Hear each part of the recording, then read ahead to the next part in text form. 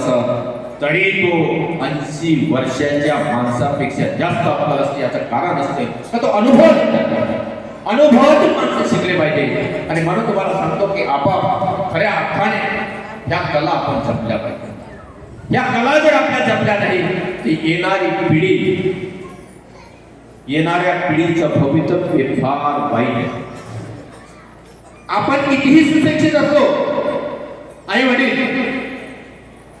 पण आई वडील सुशिक्षित आहे म्हणून तुमचा मुलगा किंवा मुलगी संस्कारी असेल याचा विचार तुम्ही करू नका.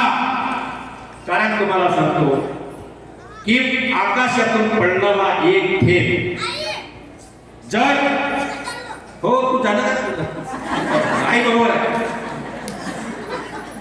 आई बरोबर आहे, आईची काळजी तू नको, तू आपली कर फक्त, इकडे तिकडे पडतो नको म्हणजे. ते आकाशातून पडणारा थेंब जर गंडा नाही पडला तर तो गंडा होतो. तोच थेंब जर उसाच्या शेतात पडला तर गोड होते. तोच थेंब समुद्रात पडला तर खारट होते. तोच थेंब शिपीच्या तोंडात पडला तर मोती होते. आणि तोच थेंब सापाच्या तोंडात गेला तर जहर होते. हे वेगळंच आहे. पण तो थेंब ज्या ज्या सत्संगात गेला तसा तसा तो घडला. आणि म्हणून तुम्हाला सांगतो माझी मुलगी किंवा माझा मुलगा हा कोणाच्या सत्संगात आहे हे आधी आपण लक्षात घेतलं पाहिजे. कारण सत्संग हा माणसाला बिघडवते आणि दुरुस्तही करते, दोन्ही गोष्टी आहे. आणि म्हणून आई वडिलांनी याच्याकडे काळजी घ्यावी. हे काम खऱ्या अर्थाने आपण केलं पाहिजे. मी नेहमी म्हणतो का easy to say but too hard. बोलणं सोपी आहे पण करणं कठीण आहे. आज जर हा मेळावा घेण्यामागे मी तुम्हाला सांगतो हर्षाताईंचं मी खऱ्या अर्थाने मनापासून स्वागत करायला पाहिजे की ह्या विचारामध्ये लोकांना तिनं बांधलं. कुठल्याही प्रकारचं काही भेटत नाही त्या माऊलीने.